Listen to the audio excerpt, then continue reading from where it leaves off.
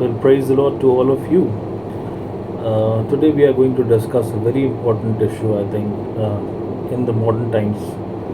If you ask me one topic which is quite popular as a pancake in the West, that is has to be uh, reincarnation. When I say reincarnation, you know which religion is associated with this doctrine. So we are going to explore this topic, whether it is a fact or a fiction. We are going to explore so many things that I thought to divide this session, this teaching in two sessions. So let's look what we are going to study in first session, and in fact both the sessions. Let's have a overlook. In the first session, we are going to study about the Hindu scriptures, types, and little bit their classification. That just to understand the mindset of our Hindu brothers and sisters and their gurus, from where they are getting their teachings, what is their mindset, what are the set of shastras they quote from. So we need to be aware of their timeline, their date, their terminology which they use. So we need to be aware of that. The second is that we are going to study, basically the first session is the evolution of the concept of reincarnation, karma, and samsara in these texts. We are going to explore one by one all these things.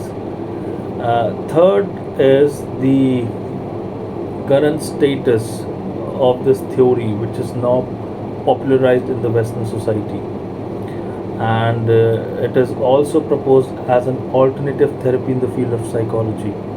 So we'll see that, maybe not this in the first session, but maybe the second session. And we're also in the second session we are going to study the claims made by this theory of reincarnation in the modern times. So on YouTube you might have heard of so many preachers about this, propagate this theory.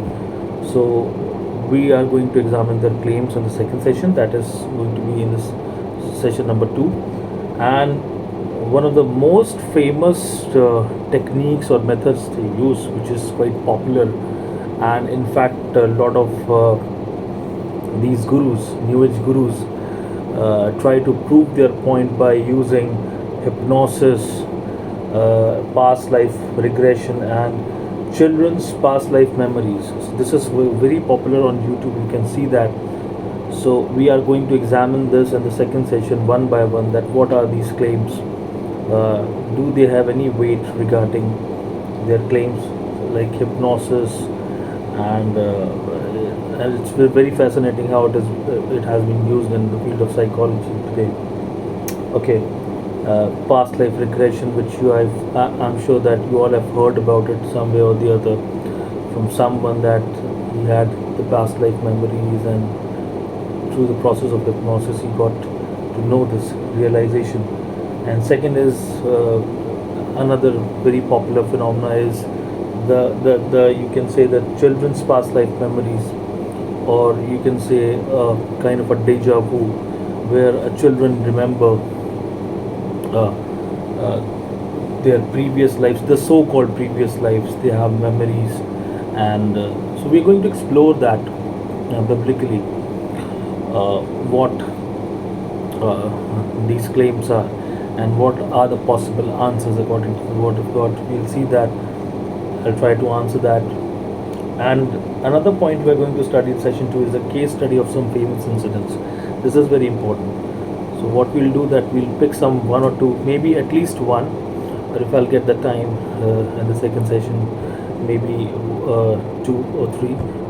We'll see that, we'll study these cases and see what was common in them, and then we'll try to figure out what's wrong with them. And we are going to explore the Hindu cult in America since 1900. So as I said in the previous session, when I was having this session of New Age philosophy, New Age belief, this occultism increased in America, going from the Eastern mysticism and settling in America, and that all started in 1960. So this is, we'll see that what is the current status of this occultic, these occultic practices in America and in the Western societies also. And at last we'll see the biblical view of life and death in comparison and in contrast with the view of samsara, the endless cycle of deaths and births, rebirths, and the biblical concept of born again versus reincarnation. And we'll also see some of the verses they misquoted from the Bible to prove their point. So we'll see, we are going to explore one by one all these things. But today, let's start our premise with the Hindu scriptures, session 1. What are the Hindu scriptures and their types and classification? But before that, let's have some famous quotes by famous personalities who are fascinated by this theory of reincarnation. Number one is William Jones, a very prominent person, and he quotes, and he basically said, and I quote here, "I am no Hindu, but I hold the doctrine of the Hindus concerning a future state to be incomparably more rational, more pious, and more likely to determine from the wise than the horrid opinions inculcated by Christians on punishment without end." This is a quote which is by William Jones. Now you can see that he says that he's not Hindu, but still he believes that somehow this concept of reincarnation is quite logical and mixed with reasoning, because he is not able to digest the concept of just God who's punishing these creatures.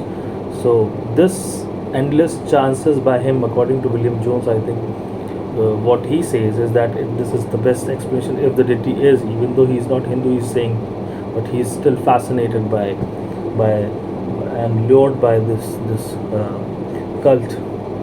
Another one is by Henry David Thoreau. He says, as far back as I can remember, I have unconsciously referred to the experiences of a previous state of existence. So again, he's affirming this doctrine. Another one is by the American writer Walt Whitman, and he says, "I am deathless.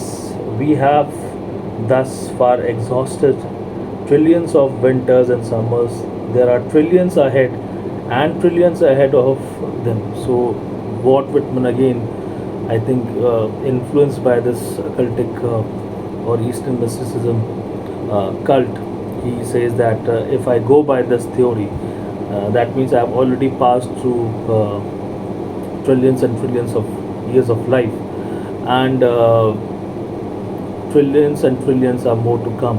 So this is, it's like I am journeying through this endless cycle of life and death. This is what he says. Okay, now this is what the famous people in the West talk about or think about the reincarnation. But we'll explore that one by one, these claims.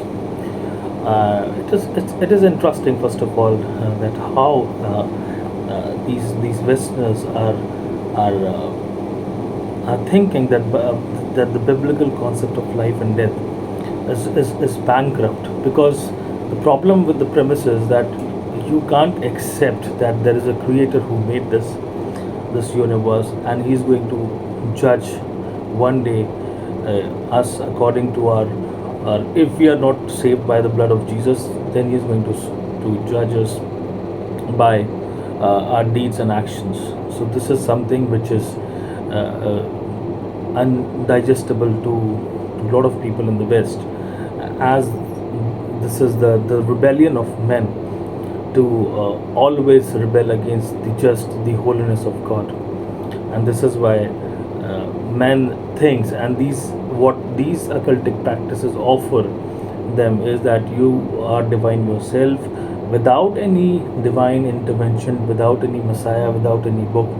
You yourself can attain salvation by your righteous deeds, by reaching to the goal of nirvana in terms of Buddhism. That is also quite famous in the West nowadays. Also, by realizing yourself, your Atman with the Paramatman, in terms of moksha in the Hindu philosophy, or the Hindu darshan shastra, as we can say. I think we need to have a separate session on Hinduism, particularly. That will be for at least 2 sessions, so that we can understand the concept of God in their terms. Maybe later on this year I'll try to make a video, because there are tons of topics are ahead. I want to make videos regarding them also. So I just don't want to stick on one particular topic. So maybe after that I'll come to Islam also. Okay, let's first see the Hindu scriptures, their types and classification. So Hindu text basically is divided into 2 sections.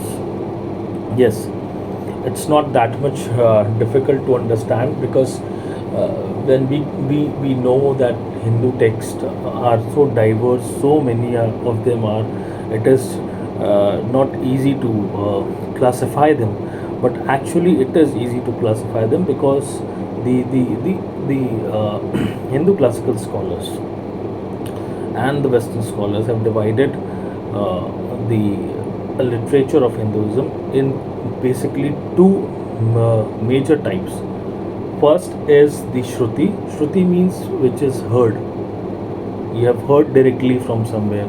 The oral voice over the centuries. Directly you heard it from somewhere, from someone. That is called Shruti. And the second type of text is called Smriti. Smriti means by memory, which was remembered through the centuries and copied down through the memory.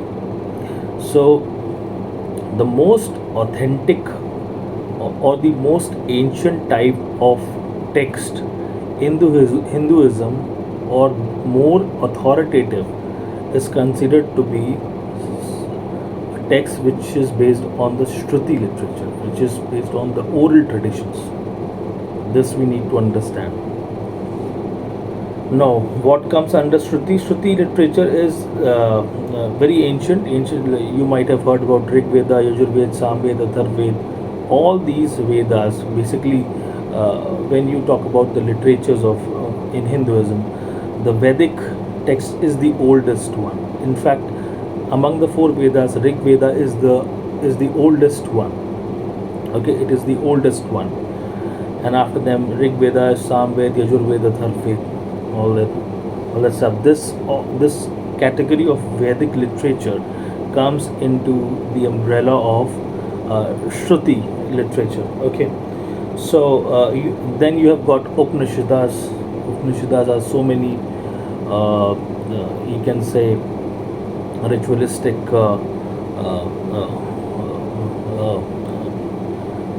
you can say books, in terms of that is also based on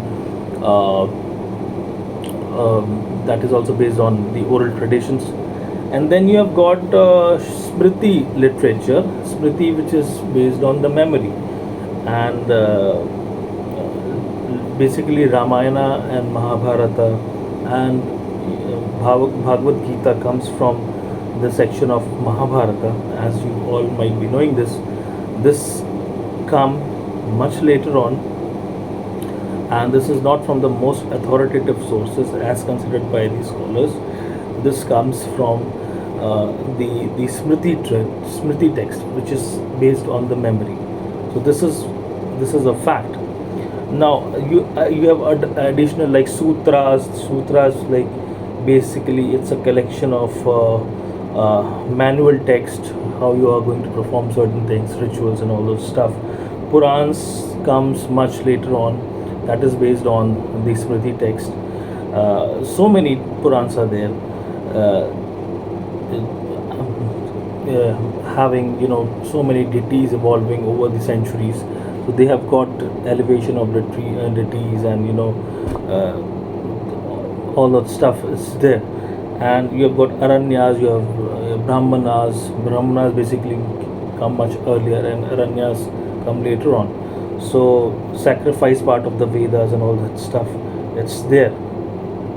So this is what the uh, text I've just basically what I did in this section is that I've concised the classification of Hindu text, so that it is easy for us to understand what comes first and what comes next. So the earliest scripture uh, in the Hinduism are the Vedas. And after that you've got Brahmanas, Aranyas, and Upanishads, and after that you've got the Smriti text, uh, Mahabharata, Ramayana, and you've got Purans over the medieval period. In fact, this is the standard dating. The standard dating. If you ask me personally, I think these datings are not accurate, because first of all we have to understand that these texts were written as proposed by the people, that these texts were written in Sanskrit. Now the point is, and from this premise comes the point that Sanskrit is the oldest language of India, and it is also oldest language in the world. Now there are two claims. First is the oldest language of India, and second is the oldest language in the world. Now to prove the point number two, you have to prove first point number one. You have to prove that Sanskrit is the oldest language in India. Okay, fine. Rig Veda and all Rig Veda, Yajurveda, Samveda were written in Sanskrit. Fine. But the problem with this premise is, and the datings, the classical standard datings are giving for Rig Vedic text. Rig Veda is considered to be the oldest one, the first one. It's 1500 BC to 1300 BC, means before Christ. Okay, fine, accepted. In fact, these are the classical datings which are accepted by the scholars in the West as well as in the East. But the problem with this premise is that during the reign of Ashoka, when he engraved his inscriptions when he accepted Buddhism, why his engravements or inscriptions were only in Greek, Aramaic, and Prakrit? Why not in Sanskrit? We don't find one single inscription of Ashoka in Sanskrit. So if Sanskrit was the oldest language of India, why didn't choose Ashoka? Why didn't he choose Sanskrit as the as a language of his inscriptions? Why? Point number one. Now point number two is that he picked up Greek, he picked up Aramaic, but why, if Sanskrit was there, why he neglected Sanskrit? Now point number two, that before the Common Era, we don't have manuscripts. As far as my knowledge goes, we don't have manuscripts of these texts. In fact, there was quite an uproar in the country when one of my favorite author and historian, Professor Romila Thapar, made the statement in Canada while she was having a lecture. She said that the character of Yudhishthira from Mahabharata was inspired by Ashoka. So lot of people, I mean, they were poking fun of her, like she's a historian, she's supposed to be a historian, she's a professor, and she doesn't know that Ashoka is a later king, and Mahabharata happened way back. Fine, but the problem is that people don't really understand what she meant. What she meant was that you don't have inscriptions, you don't have manuscripts of Mahabharata in Sanskrit. So, according to her, this uh, epic was a product of a later times, not the previous one.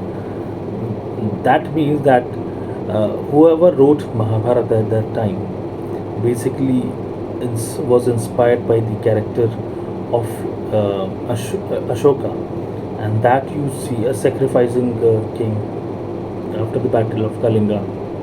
He sacrificed everything, and he just renounced uh, himself as a monk, and he accepted Buddhism. So basically, he had an image of renouncing, sacrificing, and this she meant that somehow reflected in the character of Yudhishthira. So when the epic was written down, this came as a character which influenced the character of Yudhishthira. Now, Yudhishthira, whether it was a historic character or not, that's up to you to decide. But what she meant is that character of Ashoka was a surety, and we read about him in the history, so we don't have any problem with that. So, okay, anyway, this was something which I think so. Let's for the moment's sake, let's say that these standard datings are right. So just let us move forward and see the evolution of death and rebirth and reincarnation. Let's say, for a moment's sake, what was the concept of reincarnation or death or birth in the Vedic literature? Now, first of all, we have to start from the scratch.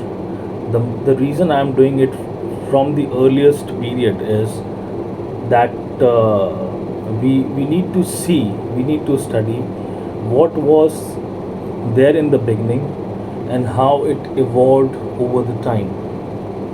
Now, as I said, that Upanishads came much later on, before after Vedic texts. So the standard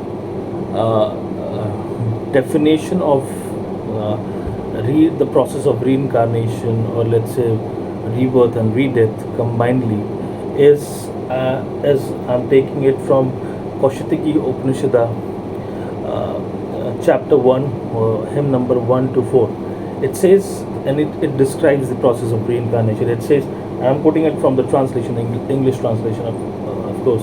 When people depart from this world, they go to the moon. Those who do not answer the moon's question become rain, and rain down here on earth, where they are reborn according to their actions, means karma and knowledge, as a worm, an insect, a fish, a bird, a lion, a boar, a rhinoceros, a tiger, a human, or some other creature. Those who answer the moon's question correctly pass to the heavenly world. They go on the path to the gods, to the fire, and finally to the Brahman. Brahman means the supreme reality.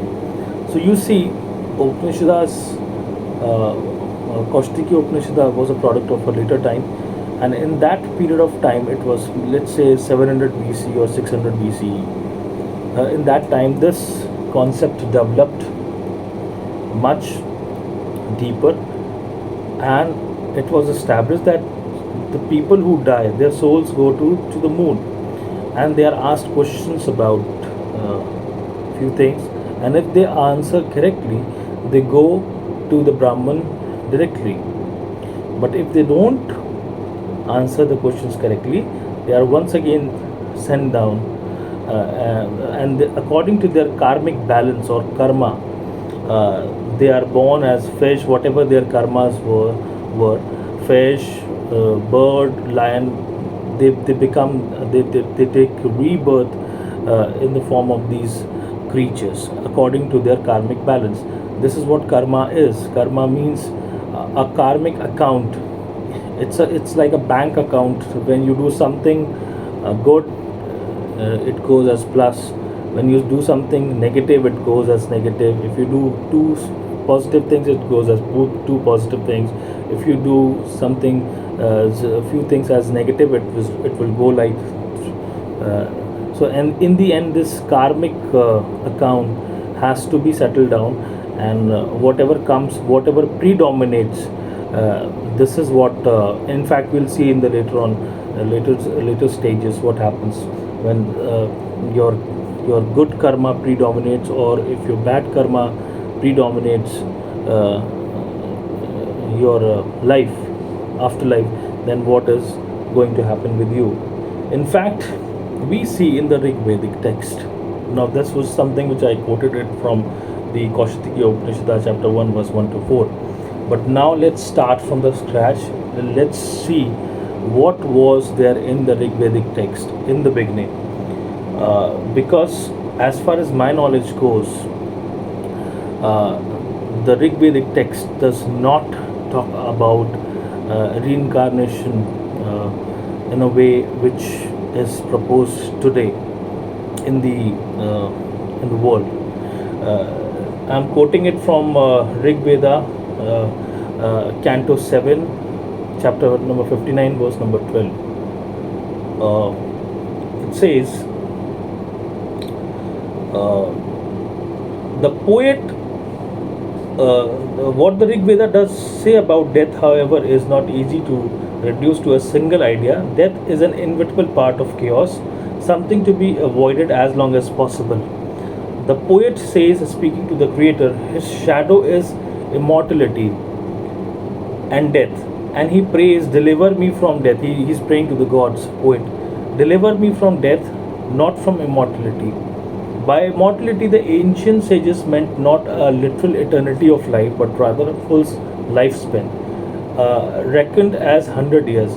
And when it comes to the inevitable end of that brief span, the Rig Veda offers varied but not necessarily contradictory image of vague but pleasant afterlife, rather a muted version of life on earth, and good things to eat and drink. So basically, what this verse is saying, that it started from the fear of death. In the Rig Vedic text, people were thinking more about death. They were afraid of this idea of death, and that is why when in a Rig Vedic text, the verses which I've quoted, a poet is praying to God, and he says that I want to get rid of death, but not immortality. By immortality, they had the definition. Immortality in their terms meant at least 100 years. So he doesn't want to escape the immortality, but the poet wants to escape the reality of death. In the Rig Vedic times, death was something which was to be avoided as much as possible. Okay, another funeral hymn that will clarify what was the concept of death and rebirth, or let's say if somebody is saying reincarnation, let's see the status of that in the Rig Vedic text. One funeral hymn addresses the dead man. Go forth on those ancient paths on which our ancient fathers passed beyond. Unite with the fathers, with the Yama, king of the dead, with the rewards of your sacrifice and good deeds in the highest heaven. Leaving behind all imperfections, go back home again. Merge with glorious body, but despite this glorious body with which the dead person unites, another hymn expresses concern that the glorious body, that the old body be preserved, and the confidence that this will be so. The hymn begins by addressing the funeral fire. Agni, do not burn him entirely. Agni, or engulf him in your flames. Do not consume his skin or flesh. When you have cooked him perfectly, only then send him forth to the fathers. This I am quoting it from Rig Veda, Canto 10, chapter number 16, hymn number 1. Okay, so this is a hymn in which a person is praying to the god about the departed soul, and he portrays a picture in which a dead person with his spirit goes to the gods, but at the same time he's also asking gods to preserve his body, which is offered to the fire called Agni. Somehow, in some way, he's praying to God to preserve his earthly body also, which is offered to Agni as well. But somehow, some way or the other, uh, this poet is praying that even though he went to his journey to his forefathers, or he went to the moon, but still this the idea of reincarnation is generating from here, that somehow the poet wants his body, which is now consumed materially in the Agni. Now he wants the gods to somehow preserve his body some way or the other, so that he can come again in some shape and some form, that is in which the clarity is not there. Okay. Further it says, but it also speaks again to the dead man of the ultimate dispersal of the old body. May your eye go to the sun, your life's breath to the wind, go to the sky or to earth, as is your nature, or go to the waters, if that is your fate. Take root in plants with your limbs. Another hymn says to the dead man, creep away to this broad, vast earth, the mother that is kind and gentle, and to the earth open up, do not crush him, be easy for him to enter and to burrow in. Earth, wrap him up as mother wraps a son in the edge of his skirt. So again, this is quoting it from Rig Veda, Canto 10, chapter 18, hymn number 10 to 11. Now you can see here that again, this how the material body is going to be preserved, that some part of it is going to the sun, some part is going to so and so and so entity, and even the mother, the poet is also praying that Mother Earth wraps some part of the body. The idea is again coming back to the life. Somehow, if he's also asking God that some plants preserve his body. So this idea of reincarnation in the Vedic text, in the Rig Veda, seems like emerging on a very different level what we see that today, because today we a lot of Hindus believe that when a person dies, then according to his karmic balance, he uh, uh, gets into the cycle of samsara, of death and birth. If he has done something really good in this life, he has got a chance. If he has not attained moksha, then he's got a chance to born again, to again born as a human. But the point is that in the Vedic text we see a difference over here. Okay, and let's see another example. The Rig Veda is more concerned, however, with the living than with the dead. And the same hymn that addresses the earth is primarily addressed to the mourners. Basically, what we see that the idea of reincarnation is not clear as we see that today. One of the hymn says, I'm quoting it from Rig Veda, Canto 10, chapter 18, verse 1 to 6. It says like this.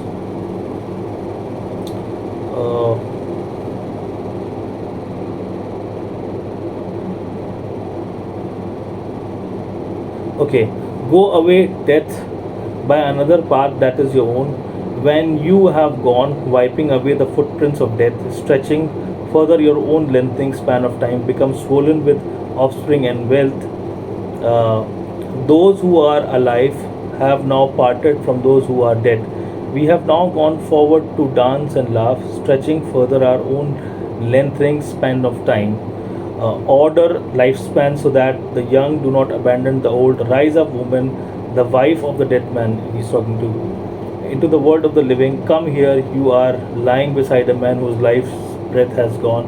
On a day that will come, they will lay me in earth like the feather of an arrow.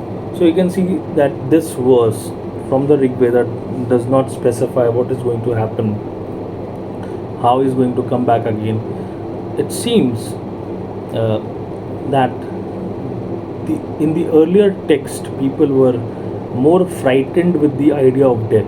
They were wrestling with the idea of death, and somehow they wanted to live long, but they realized the fact that they cannot avoid the death. But still, they were not sure about how they are going to come back again.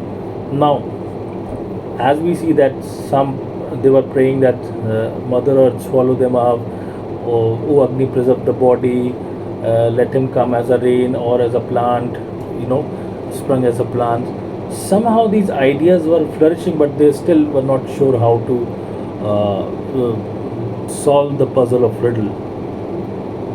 In fact, if you see the Egyptian mythology, you talk about the pharaohs. When a pharaoh used to die, they used to embalm his body and used to wrap stripes over his body, embalm him, and then with his coffin box, they will put a lot of articles of gold, silver, a lot of jewelry, a lot of things which he uses, and they will send the pharaoh as he's sitting on his throne. The idea is that when the pharaoh goes from this world to the other world should see him as a king, as he was in this world.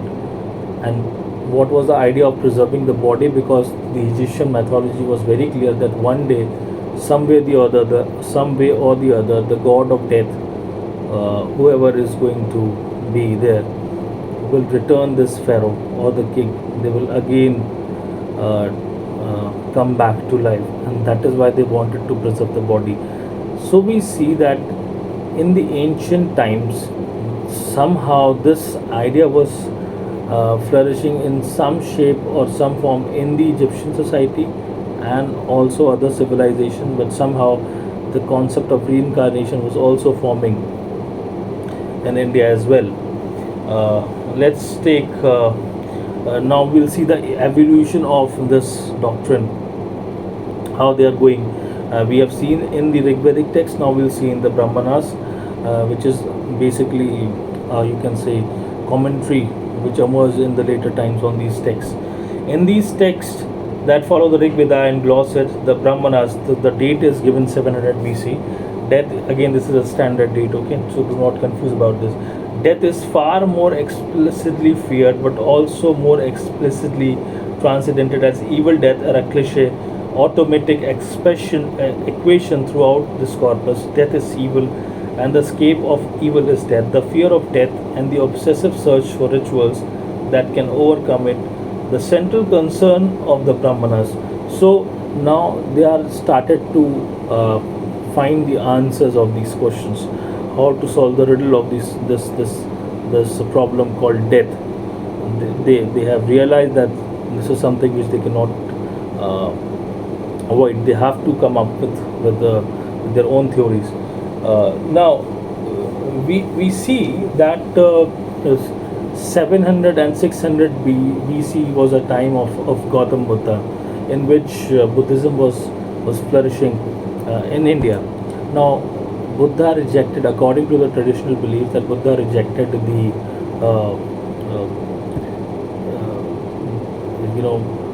Hinduism. So also the concept of, I assume, the concept of moksha in Hinduism. So he basically gave that the reason of dukkha is that we are so much materialistic, we are attached to so many things, and if we want to reach the state of bliss, or the state of nirvana, the ultimate bliss, we have to detach. He gave basically his teachings and basically says that the goal of life is to attain the state of nirvana. Now, that means that all these people were wrestling with the idea of death, because death was something which was seen as a object of fear, because they were not knowing that what is going to happen after this. So they were coming up with the theories uh, to encourage themselves. So Buddha came up with his own theory, and so we see that in the Brahmanas near about 600 BC and 700 BC, the these Brahmanas, these literature, or the Hindu literature is also coming up with possible solution.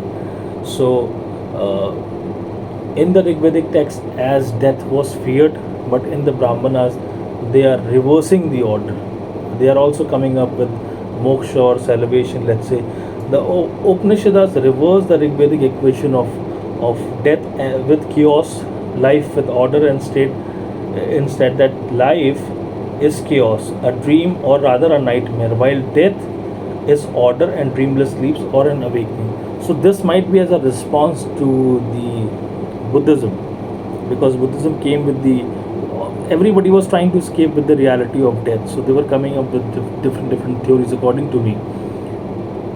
Now, these Upanishads, if we talk about now, this is an era of Upanishads according to the standard narration. Now, when thinkers, more people are trying to write, more people are wrestling with this concept of death. Now they are reversing this idea of death. Okay, now don't fear death. Death in the Vedic text was kind of a for chaos, but now we'll see death as the order of life. In the Vedic text, death was something which will end everything, but now death will say it's a beginning of new things. This is a reversal. So we again see that there is an evolution in the theory of reincarnation. What was there in the beginning and what started happening later on during the time of Upanishads, and what will happen in the later years. So though there are tantalizing precursors of the doctrine of rebirth in the Brahmanas and even in the Rig Veda, the first explicit discussion of the doctrine of rebirth in Indian literature occurs in the Upanishads. A king asked a young man, Gautama, no relation with the Gautam Buddha in fact, if he knows the answer to the following question. So we have seen that in the Vedic literature there is no concept of reincarnation as it is proposed now. Only we see that the fear of death was there. But the first explicit reincarnation topic, we find that in the Upanishad. So I am quoting it from, just give me a minute. I am quoting it from Chandognya Upanishad, Canto 5, chapter number 3, verse 1 to 10. This is the first explicit reference we get from in the Hindu text. Okay, so I'll explain that.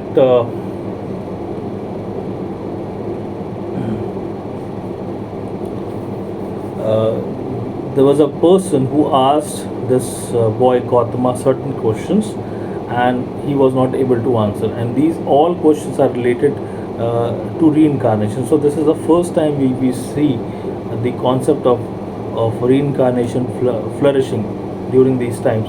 So he asked that king asked that boy Gautama, do you know where the created beings go from here?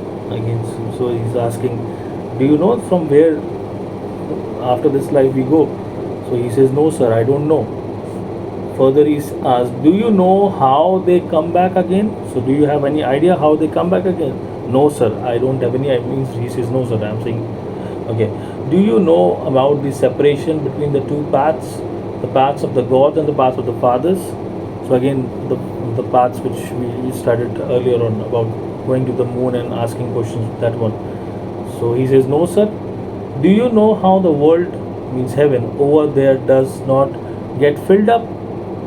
So he's again asking this concept, this question, that do you know how the heaven, when the people go to heaven and it is not filled up? So he says no, sir. So I just want to give a brief uh, quotation on this particular thing, because that will elaborate uh, what is going on with the with these people. In fact, I saw a video in which it was asked to scholar, a Hindu scholar, that if I mean, from where this concept is emerging, this concept of reincarnation is emerging, and why, I mean, who created it, why the concept of reincarnation, why we need to have reincarnation, why not everybody is going to heaven. So he quoted it from Mahabharata,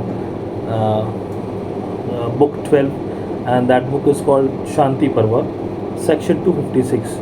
It says, Narada said, "Listen now, O monarch, to the following narrator of the rather lengthy details as these had occurred.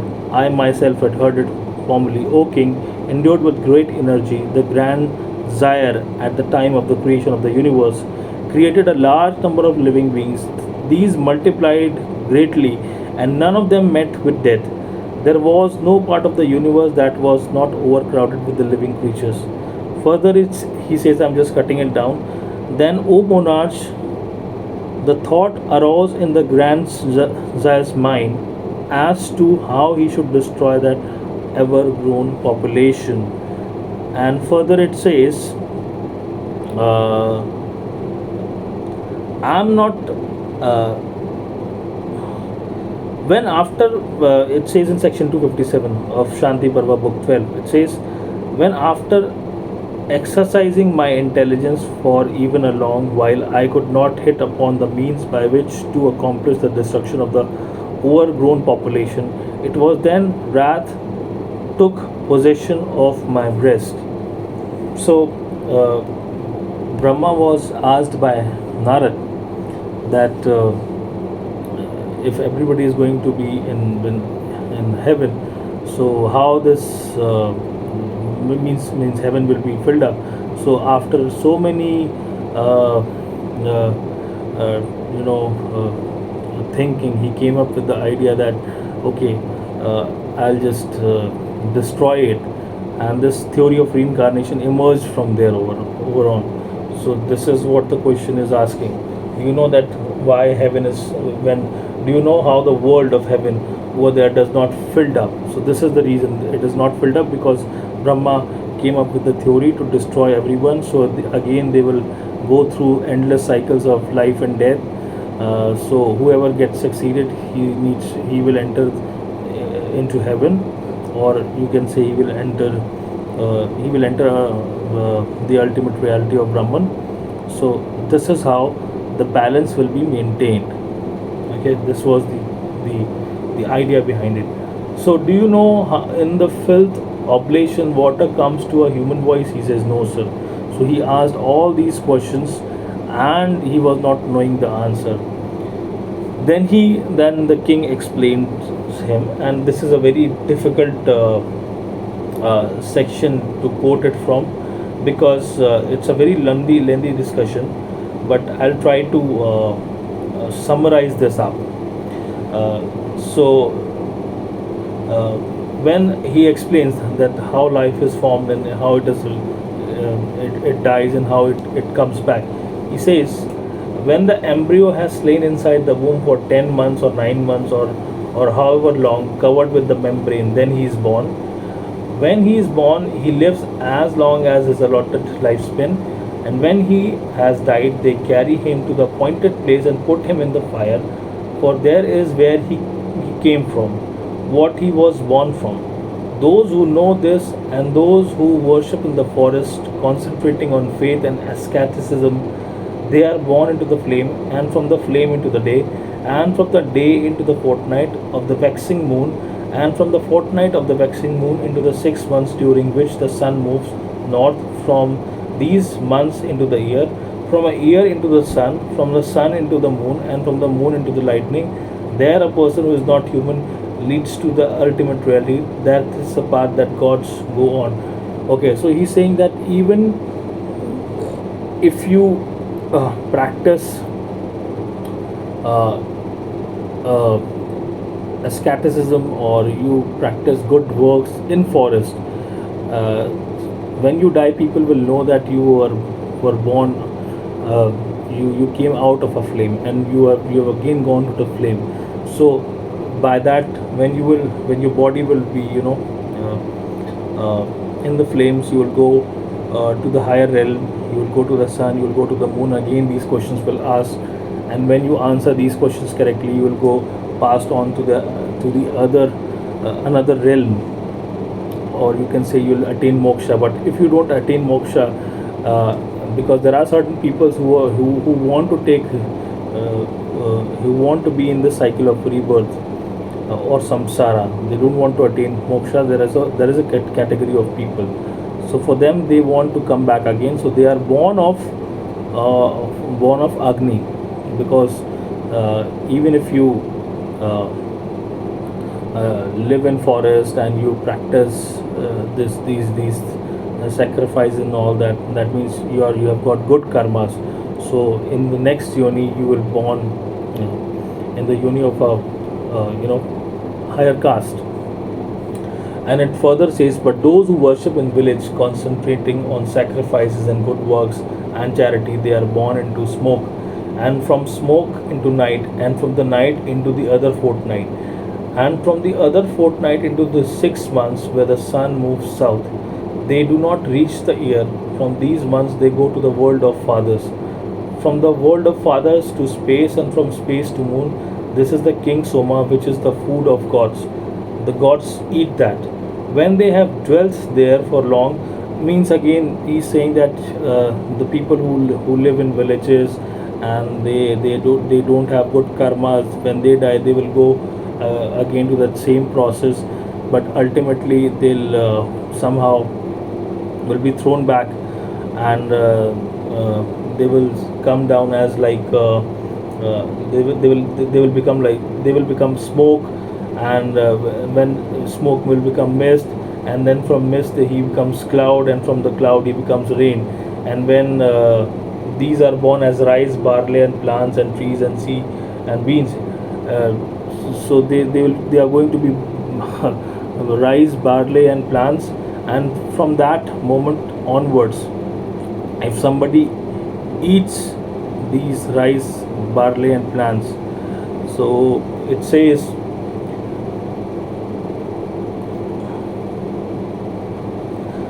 then these are born here as rice, barley, plants, trees, sesame plants, and beans. It is difficult to move forth out of this condition, for whoever eats him as food and emits him as semen, he becomes that creature's semen and is born.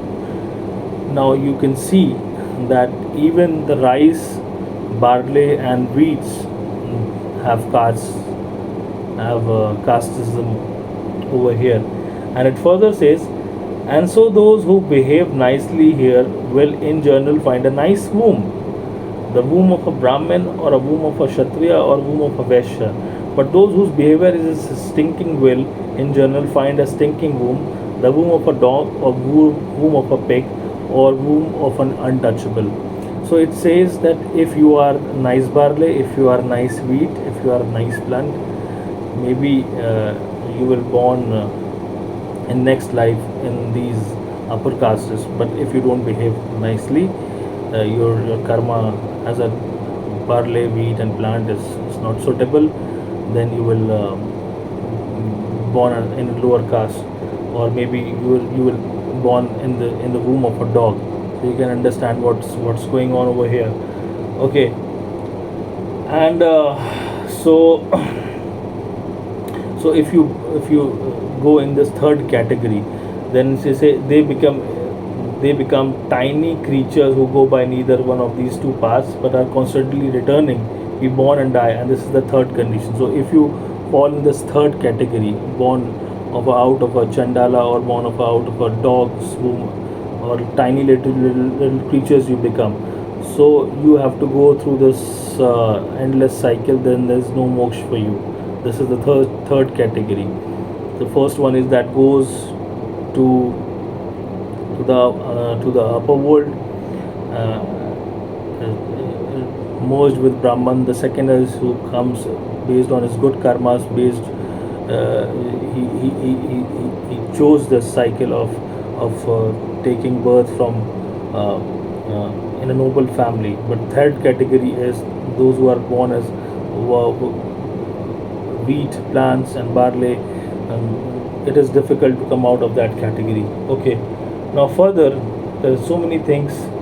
Uh, we see one of a example that later on when it further developed during the times of Mahabharata, when we come to the basically the which what we were just studying it was from the Shruti text, something which is most authoritative uh, in the Hinduism, in Hindu text. But further on, when you come to the Smriti text, the Mahabharata, you have a very good example of just of a king called Yudhishthir. We all know about Yudhishthira, who was Yudhishthir. Let's read from the final book of Mahabharata, book 18, and it's called Sarva Sarvograhana Parva. Sarvograhana means climbing the ladder to heavens. It is also known in English as the Book of Climbing of Heaven. Is devoted to the description of the final journey of a king Yudhishthira, the son of Dharma. So first he asked to see his brothers and is taken on what appears to be a descent into hell. So it is interesting that Yudhishthira was considered to be as a pious king, righteous one, but first he was asked to visit to descend into hell, and they have got very interesting story behind this.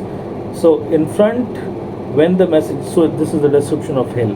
In front went the messenger of the gods, and behind him the king, on a path that was inauspicious, dangerous, and frequented by evildoers, covered with darkness, horrible, reeking with the smells of evildoers, with hair for its moss and grass, flesh and blood for its mud, filled with flies and mosquitoes with their stings.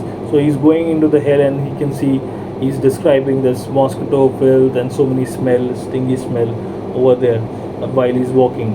Yudhishthira, with their stings fixed, sticking up, crickets surrounded on all sides with corpses, on this side and that stern with bones and hair, full of worms and maggots, surrounded on all sides by blazing fire, overrun by cows and owls and vultures with iron beaks, and covered with goats size of a Vindhya mountains, but mouths like needles, with severed arms, thighs, and handed covered in fat and blood, and amputated entrails and legs scattered here and there. So he can see so many pathetic characters, so many pathetic creatures over there, and the description, their physical description, is very disturbing.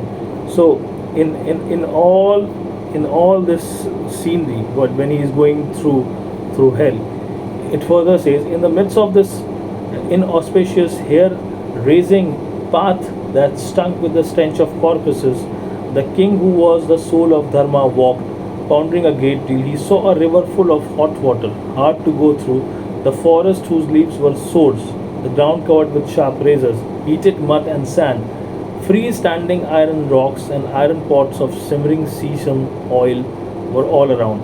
Yudhishthira also saw the spiky salmira trees with sharp thorns painful to touch. So basically, what he's trying to describe the description of hell. So I just want to cut it down as soon as possible. Uh, okay, as he's walking. So suddenly he has an experience. He says, when he saw that bad smelling path, he said to the messengers of God, how far must we go on such road, and where are my brothers? He wanted to meet his brothers.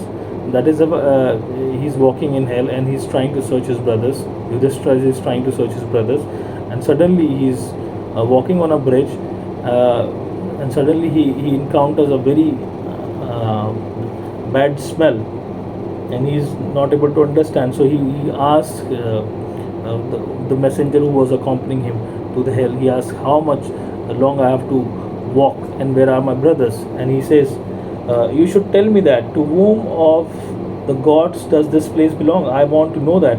Having heard the words of Dharma, the king, the messenger of the gods stopped and said, this is far as you go, for I must turn back. This is what I was told by those who dwell in heaven. If you are tired, Lord of Kings, you should come along. And Yudhishthira, disgusted and fainting from that smell, set his mind on turning back and turn around. So he says, O king, that this was assigned to you to walk through the hell this much long. Now it was told me that when you get tired, you just take him back.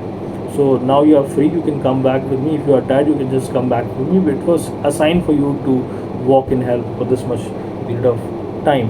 Now, as you wish, you can come back again with me, because this assignment is over, which was given to me to take you in hell and have a walk through. But when he turned around, suffering from unhappiness and sorrow, he heard their wretched words of people speaking on all sides. Royal sage, O son of Dharma, noble Pandava, stop as a favor to us just a little moment.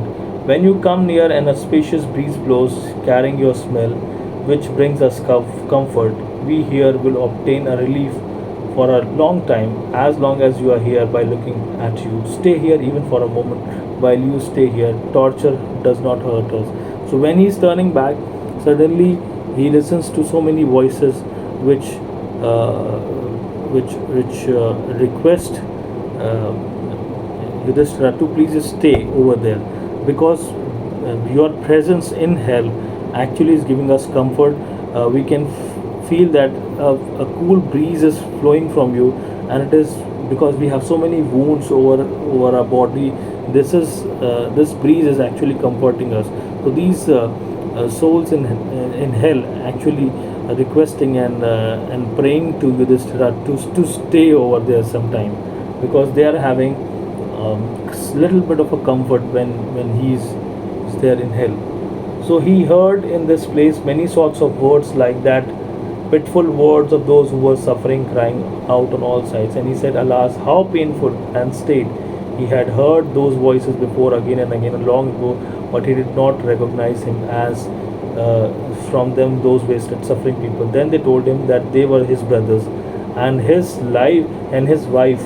Then King Yudhishthira, the son of Dharma, spoke his sharp anger. He reviled the gods, even Dharma, heated by sharp smell.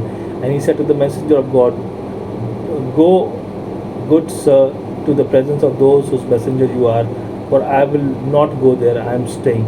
Announce this messenger for taking refuge with me, bring comfort to my brothers. The gods then come to try to persuade him to leave, and as soon as they arrive, the hell vanishes. Now,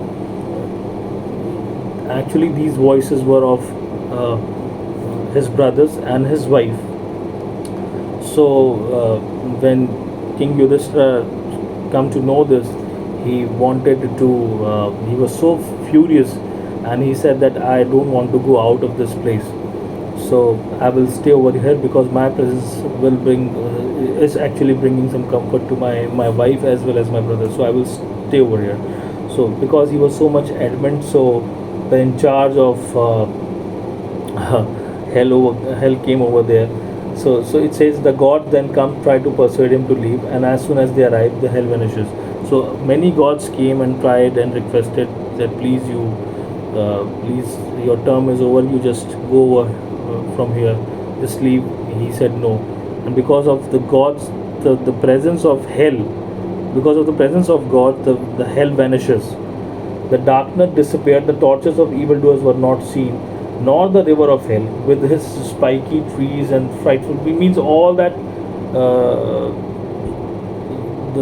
the fearful sight of hell, whatever the spiked trees or iron razors bridges were over there, they all vanished when the gods came. And it says, my son, inevitably all kings must see hell. There are two piles of good and evil. Whoever enjoys, means gods are saying to you this, enjoys the good deed first in heaven goes afterwards to hell, and whoever experiences hell first goes afterwards to heaven. A person who has a record of mostly bad deeds experiences heaven first. Therefore, I made you come over here this way because I wish to do what was best for you. Since you once deceived an enemy, you were shown hell in the form of a deception, and just like you. As so, to your brothers went to hell just in the form of deception. Now they have been freed from the guilt. Now, remember this. Now they have been freed from the guilt, and all the people on your side, princes killed in battle for you, have reached heaven. You will dive into a spacious river of the gods, the Gangas in the sky, which purify the triple worlds, and depart. When you have bathed it in your human nature, will go away. You will have no more grief, no more exhaustion, no enmity. Inevitably, all kings must see hell, but you have experienced this supreme misery just for a moment. None of you deserve hell for a long time. So basically, he's saying you can see the concept of heaven and hell. He's saying that this is the rule that if you have done so many bad deeds, it means your bad deeds predominates your good deeds. So first you will go to heaven, you will stay there for a brief period of time, then you will go back to hell, okay, to pay off that karmic debt. If your good deeds predominates the bad deeds, as in the case of Yudhishthira, he just tricked an enemy once, and because of that, first he went to hell just to pay off that karmic debt, and then he was supposed to be in heaven. So he says that the story does not quite end here. However, someone hearing the story asks, how long did they remain in heaven? Tell me too. Or did they perhaps have a place that would last forever at the end of their karma? So basically, in the end of the story, they all were taken out of the hell. So hell is also, or heaven or hell is also just a perpetual place. If you compare that with the Christian faith, heaven and hell is basically where the departed souls go. If you have done good deeds, you will end up in heaven in the presence of God. If you have done bad, you will go to hell. But in the Hindu mythology, if you have done anything good or bad, you are going to heaven or hell. You will stay for some time, and when you will pay your karmic debt, then you will come back. And in fact, it is we can see that when Yudhishthira was there in the hell, his actually his presence, or let's say his presence of his karmas, were actually giving comfort to his brothers. Somehow the karma was being transferred to his brothers. In fact, I'll just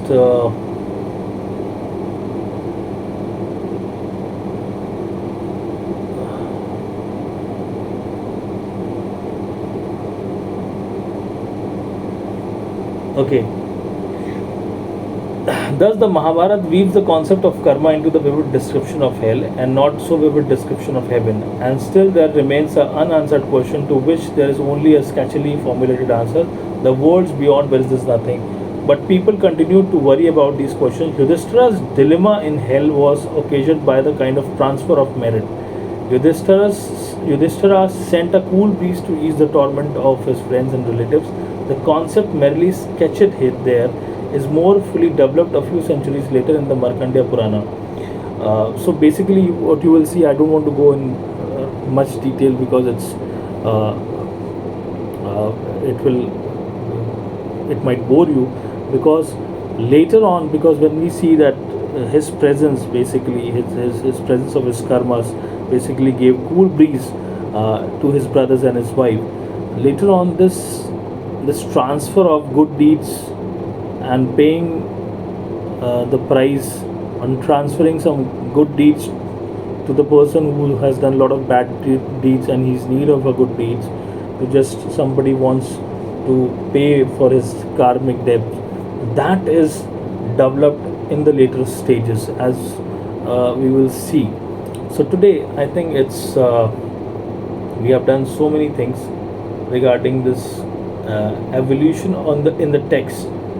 So uh, we can see that what we see today in the form of a theory of reincarnation, if we compare that, in the beginning stages the theory was absolutely different, but as people were writing, a lot of myths and folklore developed with it, because they were also wrestling with the ideas. Man has always wrestled with the ideas of death and life and what is going to happen after death.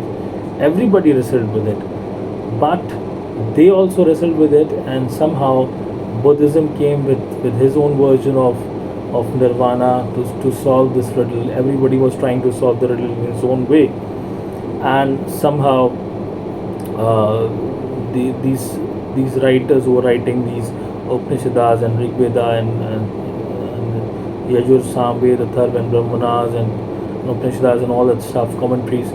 Basically, they were also trying to come up with these ideas, and they somehow, at the stage, they reversed the sequence. As earlier, death was seen as much more of a horrific event. So they transferred it, they rearranged, they reshuffled this death, and now death is welcomed as the opening new channels and new avenues. So this session, basically, what we have discussed is, we have discussed the evolution in the stages of the reincarnation and samsara, and we have also touched a little bit about the theory of karma also, the karmic account of your your good deeds and bad deeds. We've also seen the concept of heaven and hell, unlike Christianity, where you have got eternal state of uh, heaven and hell, when until and unless judgment day happens. But in Hinduism, we see that it's a perpetual place, temporary place, where souls, go over there and pay their debts. Now, this all is was different in the beginning, but as you see on as you see that later on, it kept on changing for so long, and in the modern times you see an absolutely different form of a reincarnation. So it developed over the century. It was not just one single text or one single year or a day when they came up with this theory. So in the second session, we'll explore. This was just a technical session. In the second session, we'll explore more of the modern phenomena and the case studies. That will be, I think, this is. I can understand this might be boring, but it was important to do. But in the next session, we'll come with the later, with the modern day practices which are going on in this field. Thank you.